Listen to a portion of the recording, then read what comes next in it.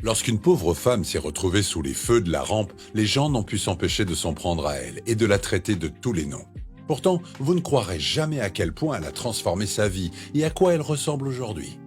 Lorsque nous disons que Mayra Rosales était une grosse femme, nous pesons nos mots.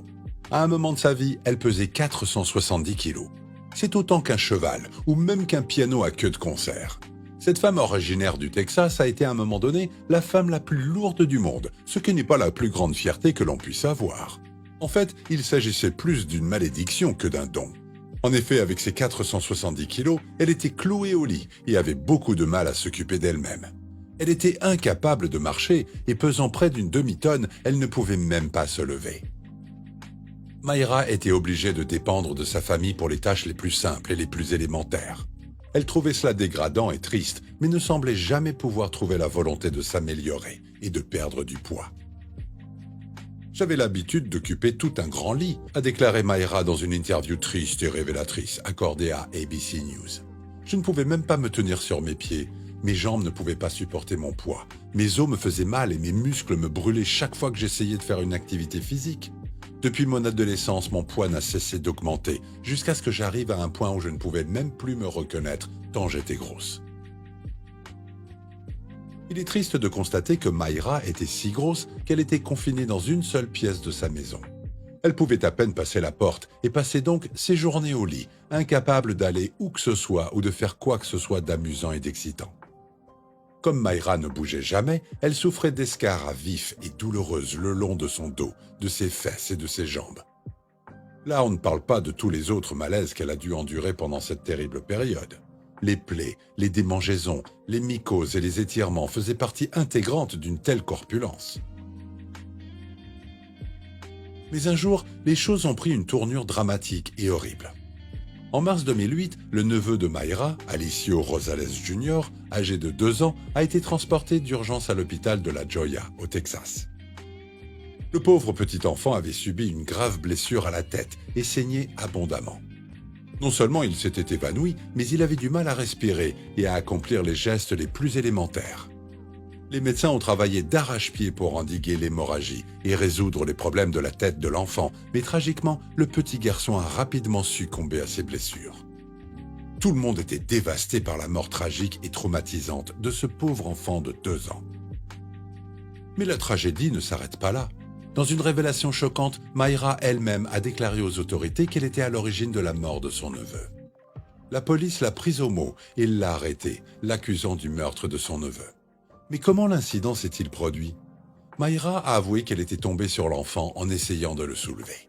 Son poids l'avait écrasé et lui avait fait heurter violemment la tête contre le coin du lit. Cela expliquait parfaitement la mort du bambin et la police était convaincue d'avoir suffisamment de preuves pour porter l'affaire devant les tribunaux. Le procès, étrange et inhabituel, s'est ouvert et les médias n'ont pas tardé à s'emparer de l'affaire.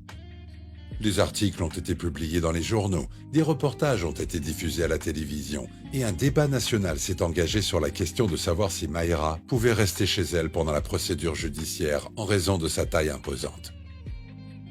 Les gens ont commencé à faire des blagues aux dépens de Mayra et à la traiter de toutes sortes de noms et à s'en prendre à elle en raison de son poids. Mayra ne pouvait même pas prendre un journal ou regarder sur Internet sans voir des gens dire des choses blessantes à son sujet. En fait, les choses sont devenues tellement graves et personnelles que certaines personnes l'ont surnommée la baleine meurtrière.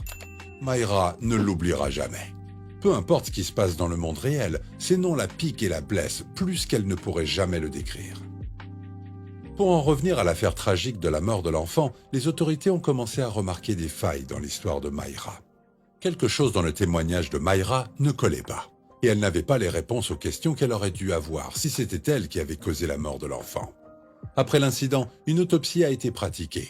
Les résultats ont montré que le jeune garçon avait des blessures qui ne correspondaient pas à l'histoire de Mayra. En fait, ils ont montré que son neveu avait subi des chocs répétés à la tête. Les autorités ont insisté auprès de Mayra sur ces incohérences, l'interrogeant et la contre-interrogeant pour tenter de déceler la vérité, et elle a fini par craquer. Sous le coup de l'émotion, Mayra a déclaré au tribunal qu'elle avait menti. Ce n'était pas elle qui avait causé la mort de son neveu, mais elle connaissait l'identité du véritable assassin. C'était quelqu'un qu'elle aimait profondément, mais cela n'a pas suffi à empêcher la vérité d'être libérée maintenant. La véritable coupable du crime était la sœur de Mayra, Jamie Lee, une femme qui avait systématiquement et à plusieurs reprises négligé et abusé de son fils. Il s'est avéré que la véritable cause de la mort était un coup de brosse à cheveux. Le corps du jeune garçon n'a pas supporté la force et la puissance de la brosse à cheveux. Les autorités ont commencé à se rendre compte de la situation et la sœur de Mayra a été arrêtée et condamnée à 15 ans de prison. Certains diront que ce n'est pas suffisant, mais c'est le mieux qu'ils aient pu faire. Ce qui importait le plus à Mayra, c'était que l'épreuve du tribunal soit terminée. Mais ce qu'elle ne savait pas, c'est qu'une autre épreuve allait commencer. Elle a été accusée d'obstruction à la justice et d'avoir caché la vérité au tribunal. Heureusement, les jurés ont compris pourquoi elle avait agi ainsi et l'ont acquittée de tous les chefs d'accusation. Mais après son acquittement, Mayra savait que sa vie devait changer. Elle était déterminée à se remettre en forme et à se débarrasser de son poids énorme. Elle avait besoin de commencer une nouvelle vie et de repartir à zéro. En demandant l'aide d'un spécialiste à Houston, Mayra a réussi à se débarrasser de 45 kilos en une semaine seulement. Ce fut l'étincelle qui mit le feu aux poudres et à partir de ce moment-là, Mayra se transforma en une véritable machine à perdre du poids. En plus d'un entraînement vigoureux et d'un changement radical de son régime alimentaire et de son mode de vie, elle a également subi de nombreuses opérations et interventions chirurgicales pour éliminer d'énormes plis de peau. C'est ce qui a fait la plus grande différence. Désormais capable de se tenir debout, de marcher et même de courir, Mayra a commencé à perdre du poids. Mais elle devait encore perdre 230 kilos avant de pouvoir subir un pontage gastrique. Quelques années plus tard, Mayra est vraiment une nouvelle femme. Elle a subi 11 opérations différentes et a travaillé dur pour perdre du poids et ne pas le reprendre. Elle a perdu un poids impressionnant de 365 kilos, une réussite absolument incroyable qui mérite d'être saluée. Elle est aujourd'hui en meilleure santé que jamais. L'une des choses qui l'a vraiment aidée tout au long de son parcours a été le soutien des gens sur Facebook. Elle a commencé à documenter sa perte de poids en ligne et, très vite, son histoire a été remarquée par des gens du monde entier. Mayra a en effet accumulé plus de 53 000 followers sur Facebook, un exploit incroyable en soi. « Je pense que c'est un miracle que je sois en bonne santé », a-t-elle déclaré à ABC News. « Je suis en vie, je ne suis pas diabétique, je n'ai pas de cholestérol élevé, je n'ai pas d'hypertension, je suis en bonne santé. » Est-ce que je trouve cela difficile parfois ? Bien sûr, mais je me souviens alors de toutes les choses horribles que les gens ont dites à mon sujet lorsque j'étais en procès.